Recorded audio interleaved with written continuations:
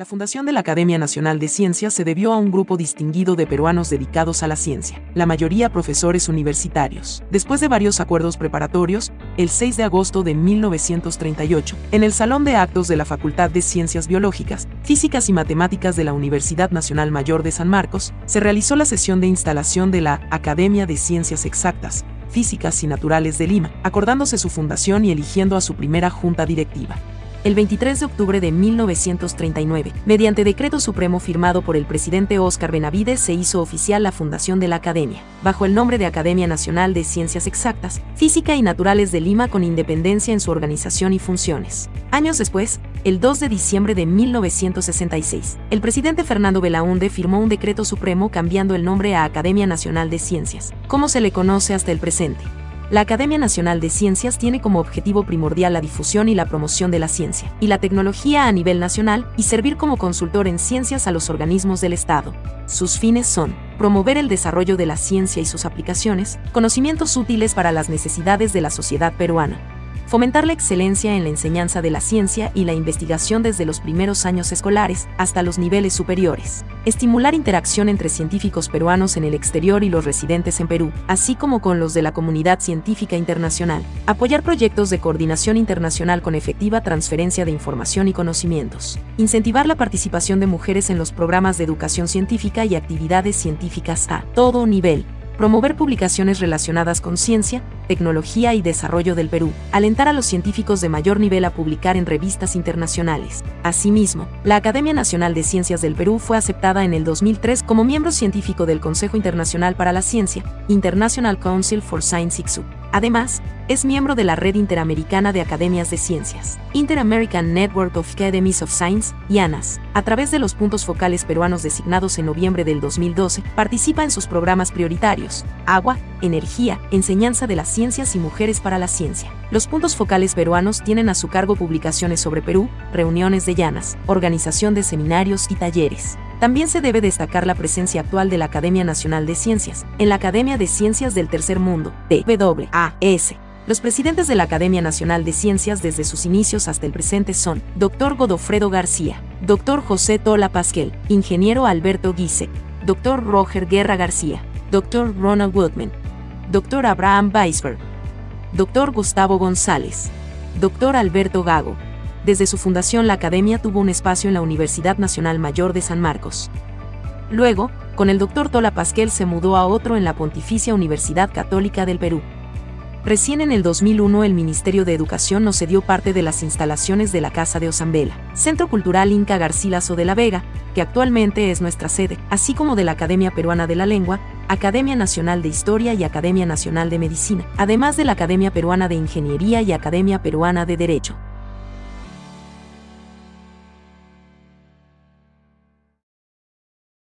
La fundación de la Academia Nacional de Ciencias se debió a un grupo distinguido de peruanos dedicados a la ciencia, la mayoría profesores universitarios. Después de varios acuerdos preparatorios, el 6 de agosto de 1938, en el Salón de Actos de la Facultad de Ciencias Biológicas, Físicas y Matemáticas de la Universidad Nacional Mayor de San Marcos, se realizó la sesión de instalación de la...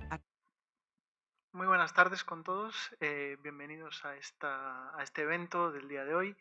Mi nombre es Ian Vázquez, soy el director de la Red Peruana de Ciclo de Vida y Ecología Industrial, y el día de hoy, en una colaboración con la Academia Nacional de Ciencia, estamos organizando este evento que se enmarca realmente en la semana grande del Grupo de Investigación Pelcan, ya que estamos de 20 aniversario. Entonces, como ustedes saben, el día de mañana pues tenemos un evento un poco más grande al que están todos invitados, pero hoy, junto con la Academia Nacional de Ciencia, pues tenemos esta charla, y para introducirla tenemos con nosotros al actual presidente de la Academia Nacional, el doctor Alberto Gago. Muchísimas gracias. Gracias, Ian.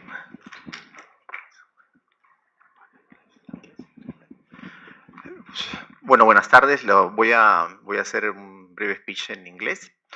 So, good afternoon, everyone. Welcome to this conference organized by the National Academy of Science of Peru in partnership with the Pelcan Group, the Career in Environmental and Sustainable Engineering, and the Science and Engineering faculty at PUCP. The National Academy of Science is a non-profit organization with more than 100 members. The members of the Academy come from a broad range of fields that go from exact and natural science to social science, including, of course, environmental science. And one of the main goals of the Academy is the dissemination of scientific knowledge, with special interest in disseminating topics related to to global concerns. Today, we are honored to have as a speaker Dr. Johann Fellner. He is an associate professor at Technische University of Vienna, and he is a world-class scientist in environmental science in topics such as waste management, circular economy, and anthropogenic resources. His work has reshaped the modern understanding of waste as a strategic resource. Today, he's going to talk us about waste characterization in the lab. Now, the floor is yours, Dr. Fellner. Thank you very much. Thank you very much for the invitation and also the introduction. The title I was requested to talk about is From Sampling to Data Characterization of Waste in the Lab. And you will see later on during my presentation that I put the focus more to the sampling because I guess it's the most crucial part when we talk about waste characterization.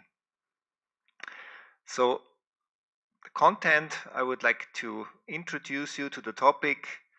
Then, as I said, talk a lot about sampling, and sampling is not only in the field, but also in the laboratory, sample preparation, and then the final analysis. Typically, these are results what we obtained finally from the laboratory, or these are the results what we get after we did all the analysis. This is, for example, the resource potential of a certain type of waste, of incineration residues, of ashes from waste incineration. And what you see here is the content of different metals in different grain sizes, so in different fractions, starting from very high or large particles, going down to smaller particles, and it's a cumulative information. So this is what we get at the end, but how do we get to these results, and how we get in a very reliable way to these results? And this I would like to show you and guide you. Usually it starts here. Yeah, this is basically a heap of incineration ashes, and at the end of the day, we would like to know how much metals are in there with a certain reliability. That could be one starting point. Another starting point, as we see here, that's another analysis. What we did recently is construction and demolition waste. Simply the picture already indicates a lot of challenges which are arising when we would like to characterize this type of waste. Or a third topic where we are also dealing with is the characterization of municipal solid waste, of mixed municipal solid waste, and like how much valuable plastics is in there. And the question is the same, the procedure, the sampling is the same, but we need to consider different aspects. So what are the challenges when we talk about sampling of waste? And I believe the biggest error in waste characterization is typically done when we talk about sampling.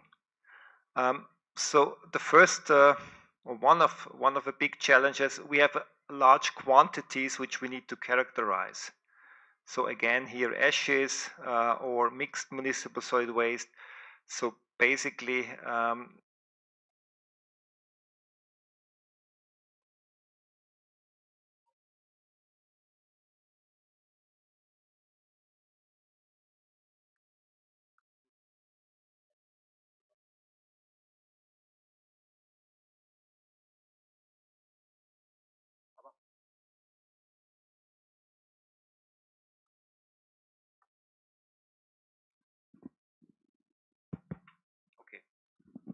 Thank you.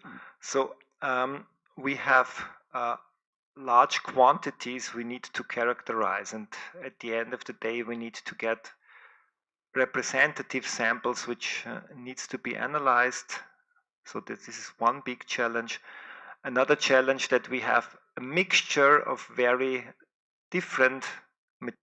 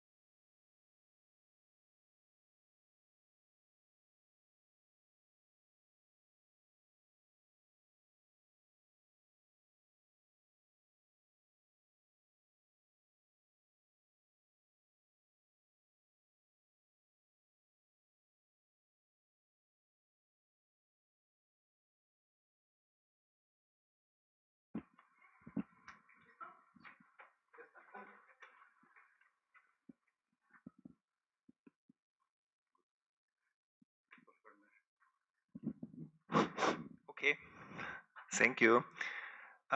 Yeah, as I started, huge quantities, mixture of materials which behave very different, which have very different properties. Another challenge is the big variation in particle size. If you have a lot or population which has a similar grain size, it's much easier than if you have very large particles and very small particles. That's another challenge we need to consider. What we experience also in the field, but also in the laboratory when we do sampling, is very often, because of these diverse characteristics, we have a kind of segregation of materials. What is shown here in this rather brown red color is roasty iron particles in the waste, and it becomes obvious that at the end of this heap here we have higher concentration of these materials than within the heap, simply because of they behave differently.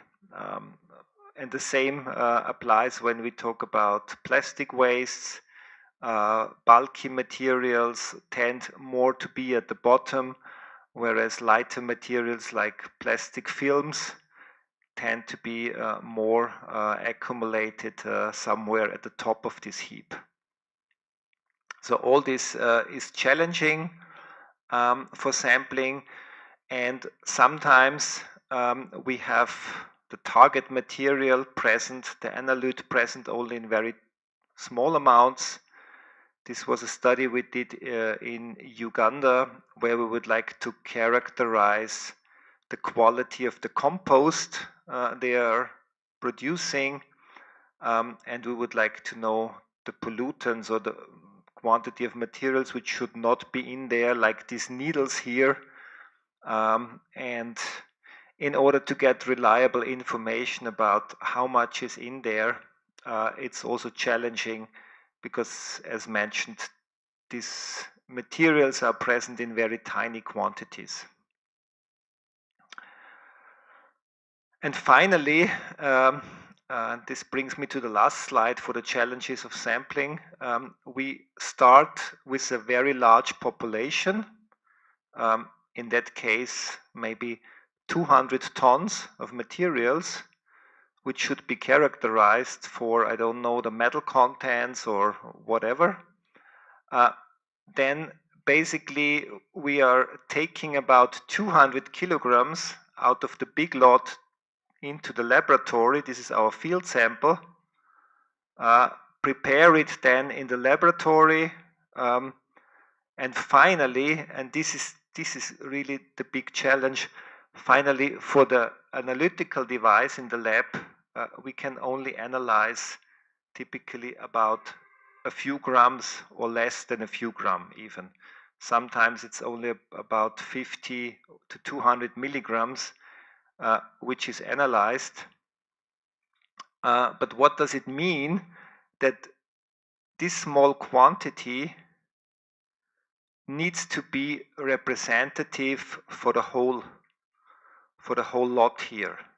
And this is the big challenge, challenge with regards to sampling, but also challenges with regards to the preparation of these samples. And how we can approach this topic in a scientific way, I would like to show you now.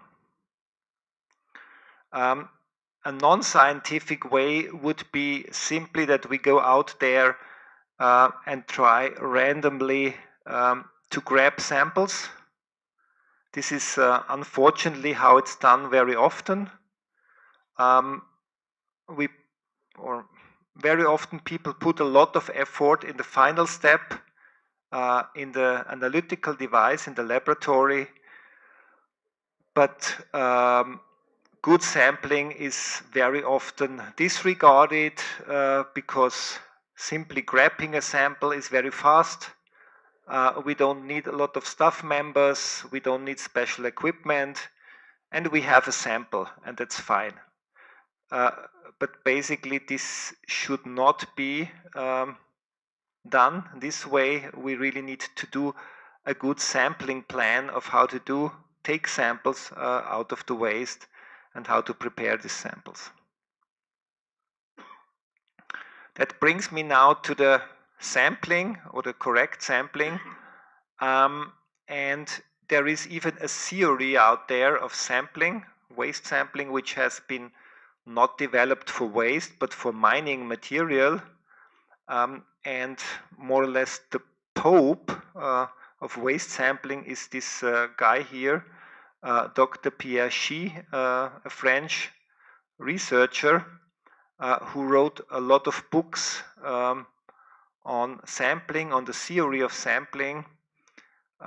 He died about 10 years ago, and everything which relates to sampling is basically based on his theoretical work he developed.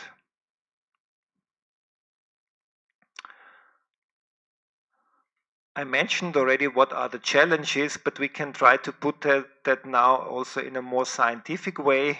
The major challenge of waste sampling is the heterogeneity of the waste. Yeah?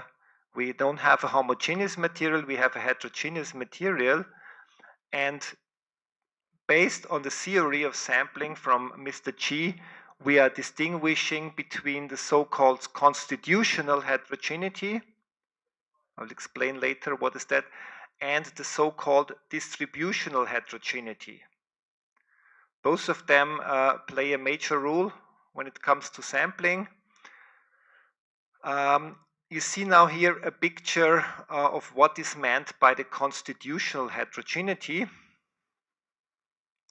Imagine this is the population, and the black bubbles here represent the analyte of interest, what we would like to know. And we take now sample A and sample B, yeah? In order to get the representative information of how much of this analyte is present. It becomes very obvious that sample A is basically not a good sample because there is no analyte present. We don't have any clue whether sample B is already representative, but at least we have some of the analytes in there. And the constitutional heterogeneity basically describes somehow the heterogeneity with regards to the analyte.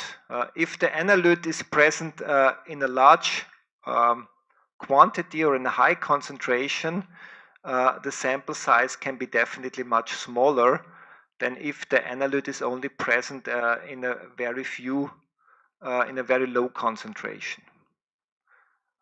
Later on, I will show you a practical example. What does it mean exactly? So when we talk about this constitutional heterogeneity, it is connected to the so-called fundamental sampling area. On the other hand, we have the distributional heterogeneity, meaning that the analyte we are interested in is not equally distributed or randomly distributed. We have certain areas in our population where we have a high concentration of the analyte, and maybe some areas where we don't have any analyte in there. And this error is the so-called grouping or segregation area, or sometimes people talk also about the minimum practical error. So these are the two errors we need to deal with when we talk about sampling, and the idea is that we keep these errors as low as possible.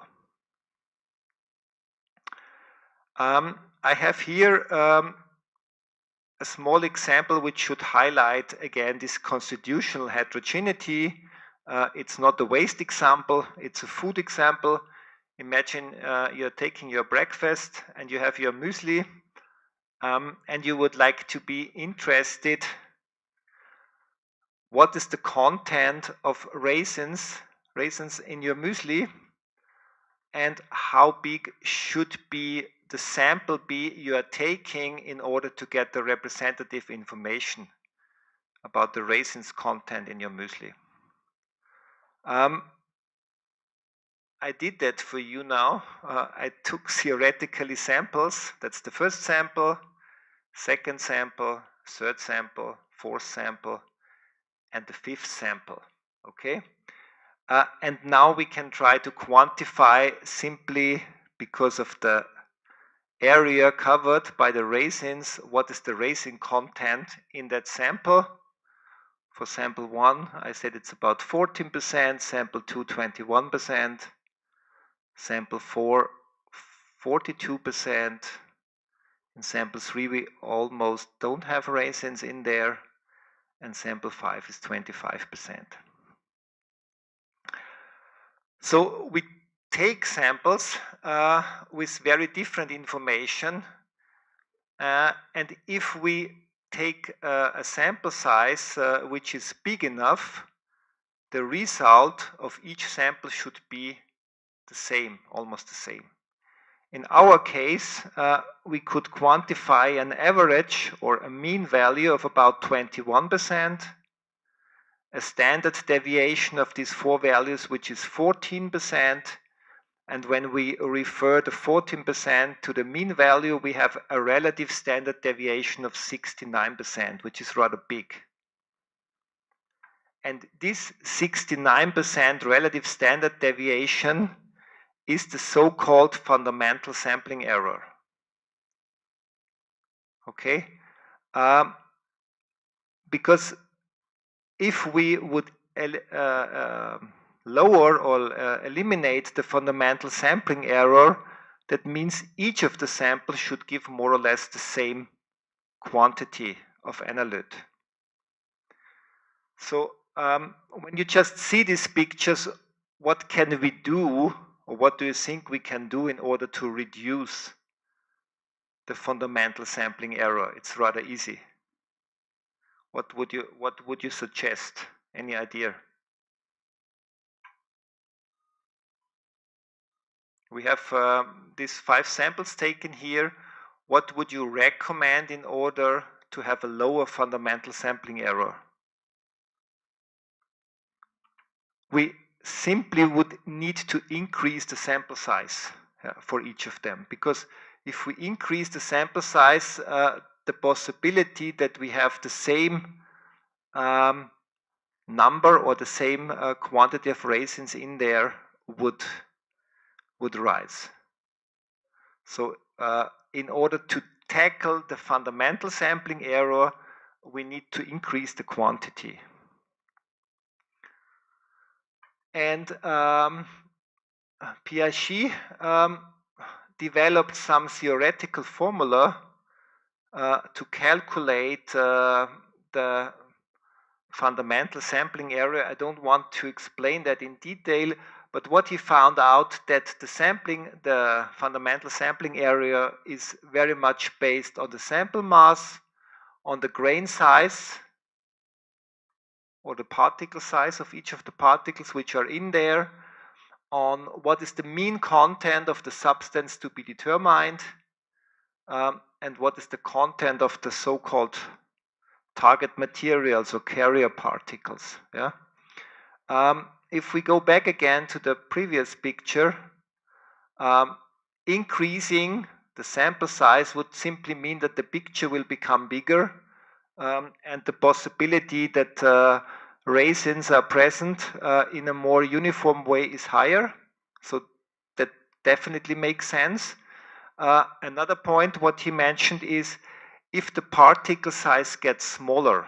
So imagine if each of the particles which are present in the picture is much smaller than the ones which are given here, then we definitely get also a more equalized picture for each sample. Yeah? So the particle size is quite important.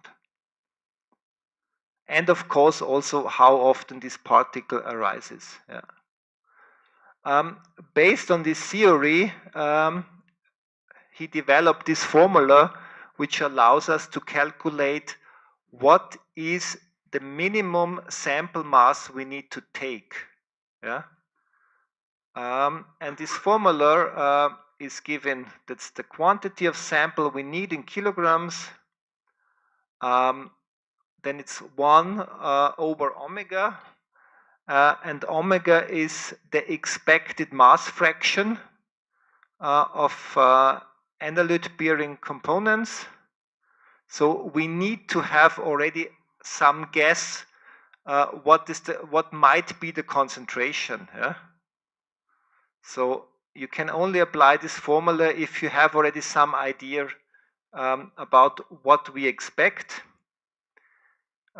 Typically, we would use this factor from previous studies which have dealt with similar type of wastes. Then the formula contains the desired relative standard deviation. This is like the relative sampling area we are allowing. Yeah. So this is the sampling area we how to say accept. And then finally, we need to have also information about the grain size of the particles inside the lot, inside the population. On the one hand, we need to have an assessment about what is the weight of the heaviest particles in there, and also what is the typical mass or the typical weight of the smaller particles, so the 10% parts centile particles. So applying this, we can assess what is the right quantity, or at least the order of magnitude of the sample we're supposed to take. There is one thumb rule when we apply sampling. We should find in our sample mass, what we take, about 100 particles we are interested in. Imagine you would like to know what is the quantities or what is the concentration of batteries in our municipal solid waste. Then the sample size, the correct sample size would be that we find at least 100 batteries inside the sample. If we do so, our final sampling error will be about 10%.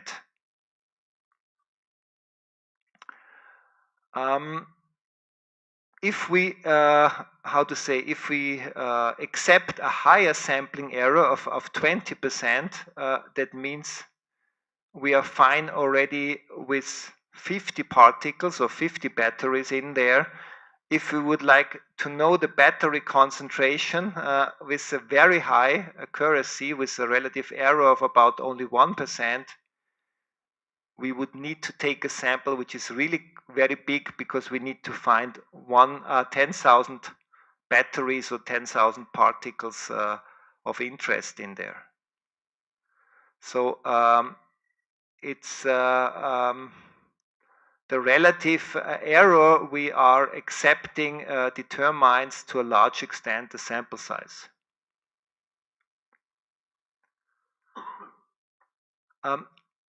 This is a picture which should highlight that sometimes we are facing also challenges with the constitutional heterogeneity in extreme. This is the so-called nugget effect. Again, our muesli, which contains only a very few target materials. That means even if we take a large sample out of it, very often our raisin concentration, which we would determine, is very low, or even zero in that case. And this is something we observe very much in waste analysis. This is a study which we have done longer time ago, where we try to measure the copper concentration in a certain type of waste.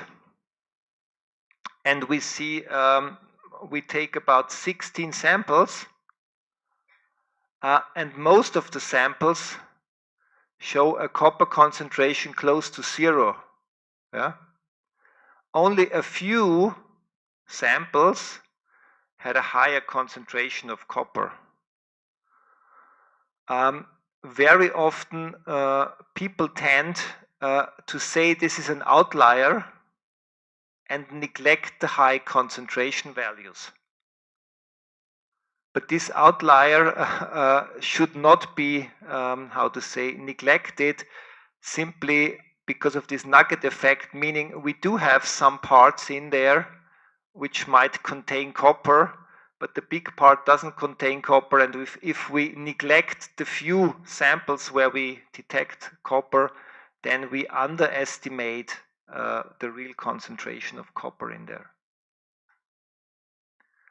That was the fundamental sampling area. Now we come to the distributional error or segregation error. Again, our muesli, and now it's not randomly distributed. We have some areas of high concentration of raisins and some areas where we don't have raisins in there. What we can do in that case, it's not recommended here to increase the sample size. What is more recommended here is that we take small increments, take smaller samples from different places of our lot, and finally produce one subsample in order to have distribution or samples taken, subsamples taken from different sections in order to represent the whole lot. So distributional heterogeneity can be covered by having a lot of increments. Another option in order to improve the sampling here would be to mix the lot, but very often this is not feasible, so we need to try to take samples from different places. The number of increments we take helps us to reduce the segregation error, and typically it reduces the segregation error by the square root of the number of increments. So meaning when we take 4 increments from different places, we can reduce the segregation error by factor 2. If we take 100 increments, we can reduce the segregation error by factor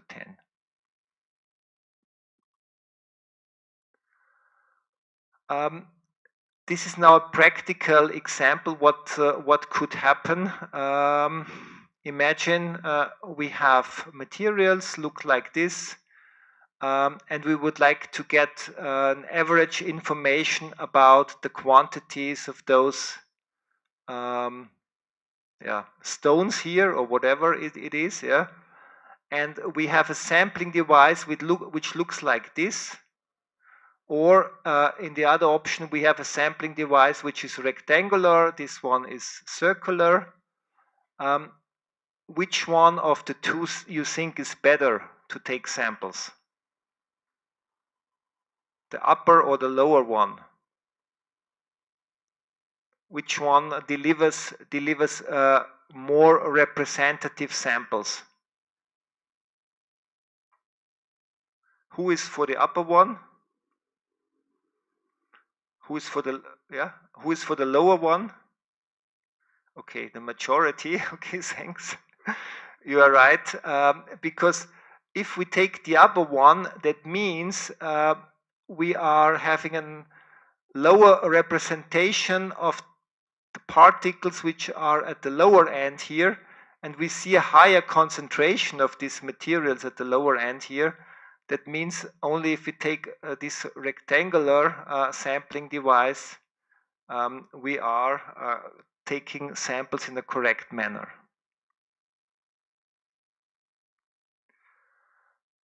Finally, when we talk about sampling, there is one statement which highlights what is really important. Whatever is the distribution of the materials, the sampling or the selection is only correct if all these elements of the volume have the equal probability to be selected. And as we saw here in the example before, the materials which are at the lower end here have, using this sample device, a lower probability to be selected than the upper particles. Yeah? Whereas here, over the whole depth, we have the same probability that the materials are selected.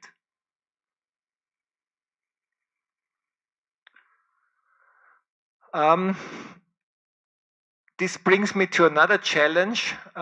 Very often we have lots, populations like this, like a big heap. This is a three-dimensional lot. This is a two-dimensional lot. This one is waste on a conveyor belt. When you need to decide where to take samples, which of the three different lots would you prefer? Where do you think it's easier to take samples and where we have the highest probability that each of the particle has the same probability to end up in the sample? Is it this big heap where we have, I don't know, 5 meters or 3 meters of waste? Is it this two-dimensional lot, or is it here on the conveyor belt? Any idea? Yeah. Number 2? Okay. You are for the last one? Yeah, okay. This one is the most preferred option, because here, of course, it becomes very obvious that if we have a big heap, the probability that we are digging into the heap to take out samples is very low. So typically people just take it from the surface. Yeah. So this is definitely the worst case. Here we have the big risk. I mean, this is a rather small lot, but if it's over a bigger area, the possibility that we take materials from the middle is also lower than from the side. So this is again not, it's of course more preferable than the three-dimensional lot, but here it's has the highest probability that we are taking materials with equal probability from different places. So this is the the most preferred option where we're supposed to take samples, and sometimes we even try to bring a three-dimensional lot into a one-dimensional, like here. So this heap is then distributed over a long distance, and then I don't know if you can see it here. Then people can take cross sections at different places that allows us to take good samples. Another possibility is if we have a conveyor belt that's most convenient, that if we bring the three-dimensional lot over a conveyor belt, and at a certain time point at the end of the conveyor belt we can try to take samples, which is maybe most convenient. Now we took the samples, and we are going into the lab. And the question is now, we have about, I don't know, a few hundred kilograms of samples taken from the field, how we can finally derive the quantity, a representative quantity we need for the analytical device. So it basically starts, it basically starts with the sample, the field sample. Then we need to do milling and fractioning. Milling means we simply reduce the grain size. By reducing the grain size, we are also reducing the constitutional heterogeneity. After we have reduced the grain size, we can reduce the sample mass, so we can divide the sample and reduce it, and then have a secondary sample, and then the steps are repeated. So we have again a milling, sometimes fractioning, so taking out particles which are hard to mill in order to reduce the heterogeneity. And then finally we derive with the analysis sample. These are typical devices we can use in the lab to reduce the grain size. This is a cutting mill, which allows us to have a size reduction to a size of about 1 to 4 millimeters. These are then further milling steps. Ultracentrifugal mill, which allows us to reduce the grain size to about 0.2 millimeter.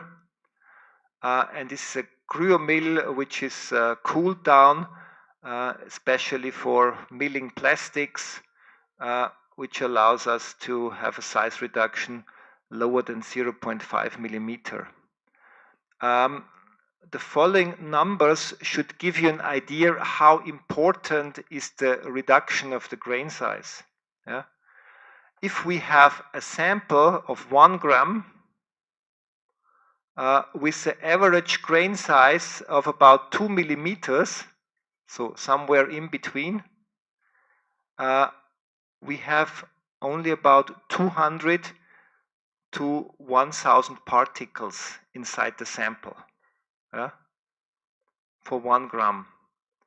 As I said, usually we just can put about 1 gram or half, or sometimes even less than that, 500 milligrams into the analytic device. It's quite important to reduce the grain size further to that low size, because only in that case we have a high quantity of particles in there, and the higher the quantity of particles is in there, the more homogeneous the analyte is distributed, because I told you we would need, for an error of about 10%, we would need at least 100 target particles in there. Yeah? So this requires us to reduce the grain size a lot. Fractioning is done for those particles which are hard to mill.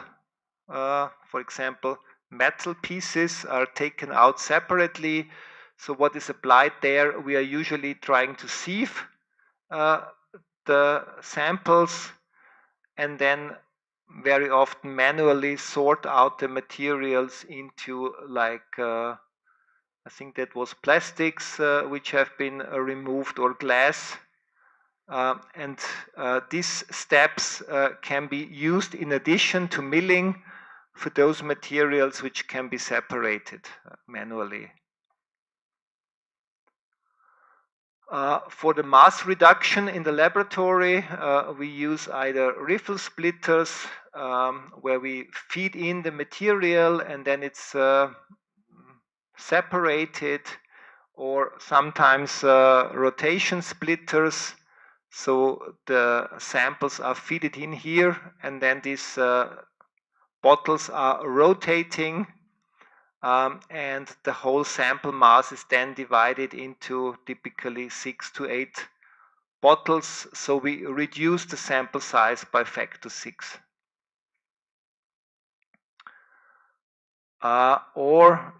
Very simple separation is incremental samples, so we have the sample and then we split it into, in that case, 4 subsamples and reduce the sample mass by 4. And then we take one of the subsamples and then go again into milling or into fractioning and repeat this step several times in order to come from the few hundred kilograms down to the 1 gram or 0.2 gram we need. Here is an example which also highlights how important is the correct milling or the grain size reduction. This is an analysis which is done for refuse-derived fuels. So fuels which are derived from waste. And the idea here was to analyze the content of carbon, hydrogen, nitrogen, and sulfur, because they are very important for the combustion characteristics of these types of waste. And what we did there was we investigated what has the effect of the sample preparation, so the milling, on the final results. And we used 2 different types of mills, the cryo mill and the ultracentrifugal mill. And we used exactly the same type of RDF. And what we found out that this type of mill was much more preferable because all the samples had a lower variation at the end when we analyzed it with regards to the carbon content and the hydrogen content. Whereas the other mill, which finally produced materials of a higher grain size, was less favorable because we had a much higher variation. If milling and sampling would be perfect, we would have a very low variation of the different samples. Another device which is used for waste characterization, or which we very often use, is ICP-OS, which can help us determine the heavy metal concentration in wastes. So typically first the material is dissolved in acids and then it's inserted into the device and heated up at very high temperatures, plasma of 10,000 Kelvin, and there the emission lines are detected, and out of it we can determine the concentration of the different heavy metals. And this is then finally the result we can get out of such analysis. So that was the first slide I was shown, and that's also the last slide before I come to the summary. I believe that sampling is very often underestimated in waste management, but it's very crucial for good results. And it's very challenging, especially in waste management, because we have typically a very heterogeneous material, making it difficult to get representative samples. And we can have the best analytical device in the laboratory. The errors, what we made during sampling, can never be corrected. This is something quite important. Sampling is very time consuming. It needs a lot of effort, a lot of money also. And yeah, we need to have enough sample size and enough increments to capture the heterogeneity. And what I also recommend, that if we have a sample in 3 or 2 dimension, that we try to convert it into 1-dimensional lot, because then sampling gets more easy and it's more representative. Yeah, and finally in the lab we also have sampling steps, because we need to reduce the grain size in order to finally analyze it, and every size reduction is also connected to sampling, and this is quite important to be considered. Okay, that's from my side. I think I kept the time almost, so thank you very much.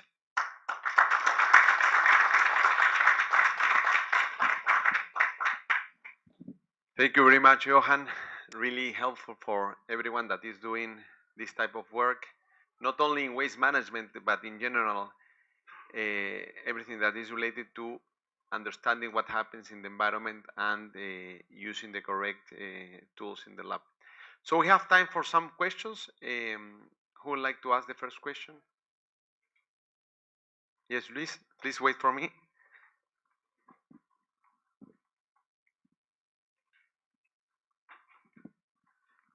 Thank you, Professor Fellner, for your questions and for your presentation. I have a question in order for your sample. At the beginning, you mentioned that you have to ensure for your lab distribution and heterogeneity, right? So how you can ensure this at the beginning of the process? I mean, when you collect the big sample, for example, this kind of tons of waste, how you can ensure this kind of representative of the city? You have like restraints of the system, like you determine like a temporal or some territorial limits.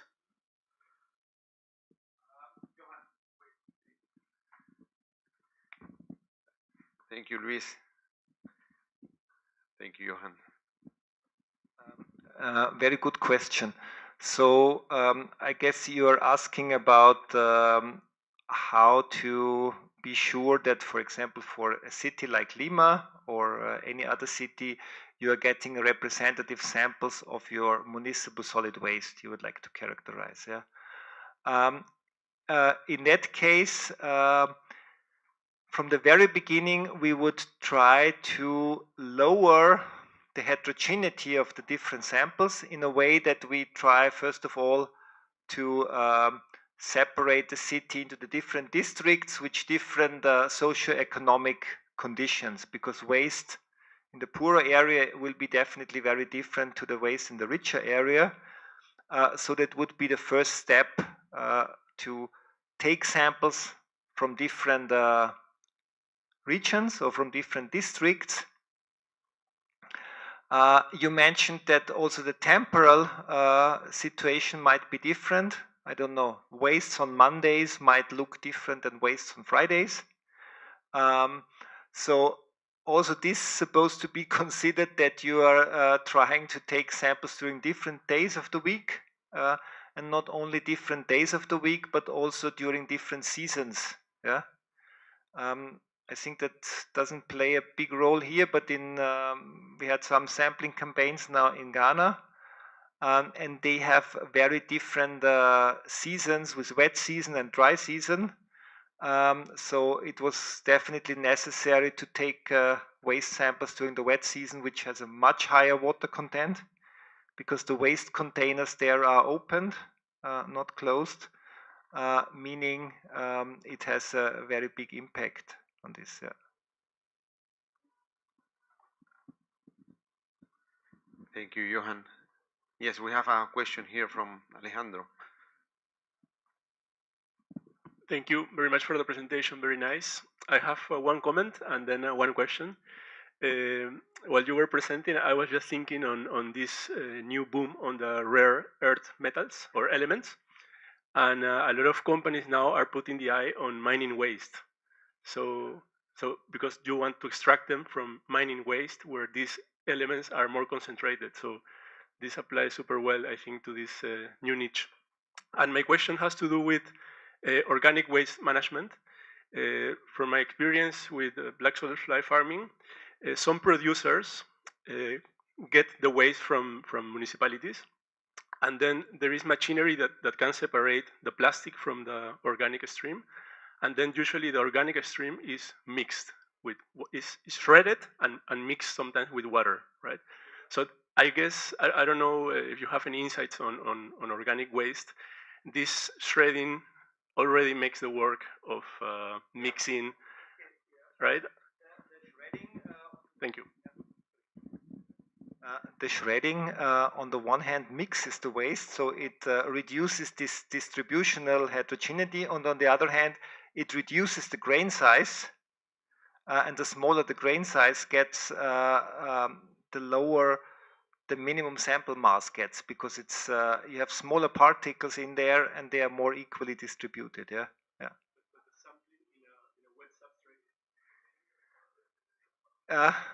What do you mean? Yeah. How do we take the sample from a container with slurry? With slurry, okay. Movement or after it has mixed? You know,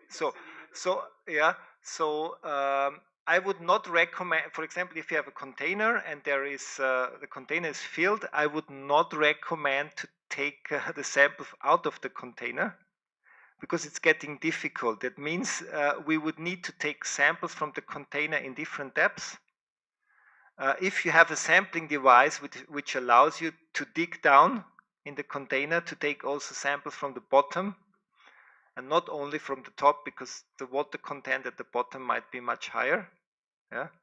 So that makes it rather difficult. So if it's possible, somewhere in the processing way, I would recommend to find another point of sampling. Yeah. But if you need to take it from the container, it is really necessary to try to take samples from different depths and different places in the container. But in practice, very often what's happening is that people take the easy way and take samples from the top of the container. Yeah, but this is incorrect. There's one question from Ruben.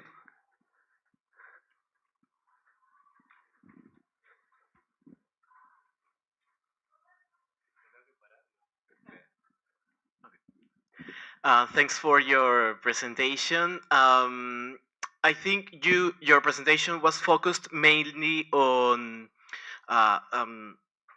huge examples, right? But I have a question, maybe on a parallel system, which is a million times smaller, which are microplastics.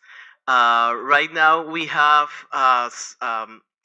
not only a sampling procedure, but some kind of procedure that is time consuming in order to manually detect the fibers, fragments, microbits in a sample. So my question is, what considerations can you suggest in order to maybe to improve this kind of sampling in order to reduce the time right now we have on this procedure?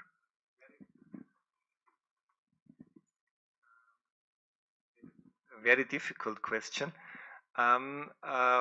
What is the media you are taking samples from the microplastic? Is it water samples? Yeah, so you're taking. Sorry. Okay. Very low concentration. So the first step is that you are filtering out the plastics. Yeah.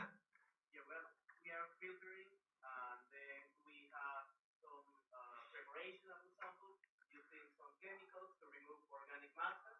Okay. And then we isolate that fibers or microplastics, filtering them.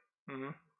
I mean, um, the I would say the rather good thing is that within the water body, I believe that you have a rather good mixing of the different materials. So how to say, the microplastics most likely will not be concentrated in certain locations in the water. So this first step is maybe easier. For the second step, I don't have really any recommendation because you have so tiny concentrations. One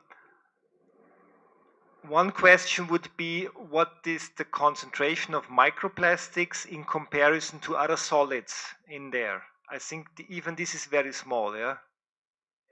Yeah. So, most of the studies, I think today are more or less on a, I would say, semi-quantitative way when it comes to microplastics. I don't see any serious. I mean, maybe someone could try to apply this formula also to microplastics and to the solids, but we need to have at least some root information about what is the particle size and what is the concentration of the other solids in there. Yeah, and then we could try to calculate what is the minimum quantity of solids which have been filtered out we need to take. Yeah. I think the principle of the formula and the principle of the sampling theory should be the same, but we need to put that number in there first, or some best guess, in order to see how big should be the sample. Yeah. Sorry. Any further question?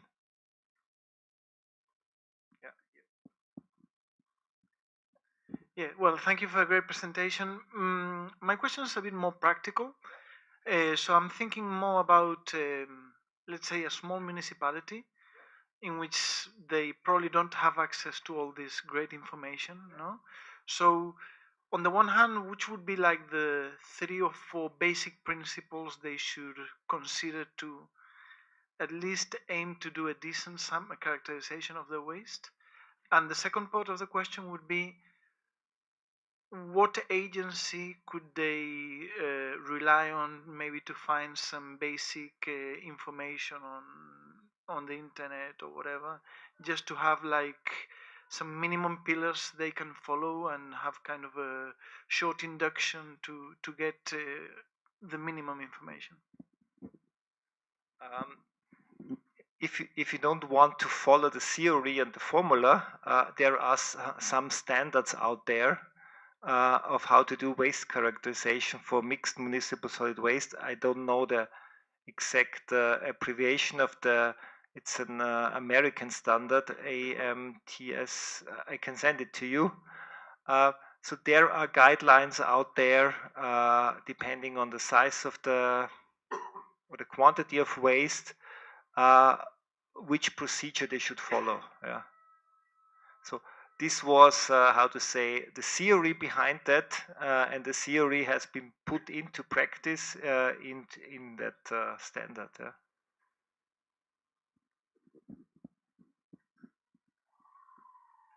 Great, Johan. Thank you very much. I appreciate your time and bringing the theory with your more than 20 years of experience in this field.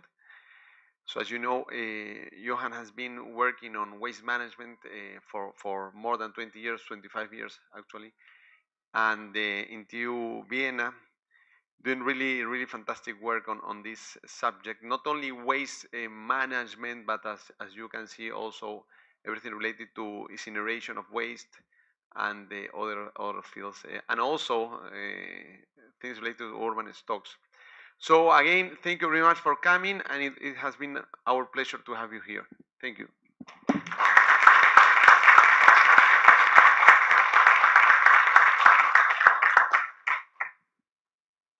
Vamos a cerrar la presentación hoy día. Muchas gracias por asistir.